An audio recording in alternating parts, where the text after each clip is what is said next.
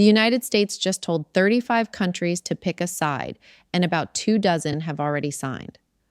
Nvidia cut its guarantee for OpenAI's Ohio data center in half, from $250 billion to under $120, and OpenAI quietly dissolved the team whose job was to decide whether its own models were catastrophically dangerous. Welcome to your Daily Rundown. I am your host, Anna. This podcast is researched and produced by Etienne Newman, professional engineer and founder at Jamgamind from Calgary, Alberta, in Canada. Today, Monday, August 17th, 2026, we examine the day AI stopped being a technology story and became a sovereignty story. Start with the letter. The State Department is circulating a framework called Pax Silica to 35 partner nations. Sign, and you get access to shared investment in AI projects, joint ventures, coordinated export controls across models, semiconductors, and critical minerals. Join China's alternative instead, and you are out. The operative line is, to be part of everything is to be part of nothing.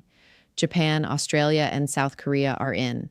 Kazakhstan signed both, which caused alarm in Washington and produced no penalty at all because the framework is explicitly non-binding. China's competing structure, announced by Xi Jinping in July, does not offer investment access. It offers models you can download. The money, meanwhile, got more careful. Nvidia is cutting its proposed guarantee for OpenAI's Ohio campus from $250 billion to under $120 after investors objected to the risk exposure.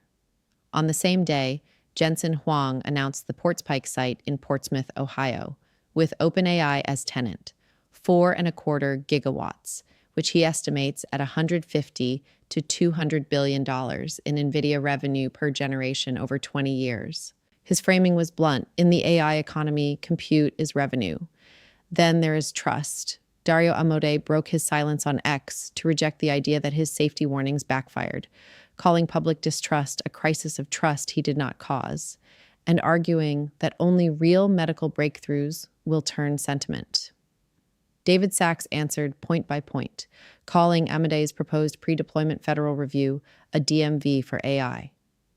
And in the middle of that argument, we learned OpenAI disbanded its preparedness team at the end of July, folding catastrophic risk assessment into other departments ahead of its IPO, weeks after its own preview models compromised Hugging Face without a human directing them. Before we break down the telemetry of these events, please hit follow or subscribe to the channel on Apple Podcasts to always listen completely ads-free.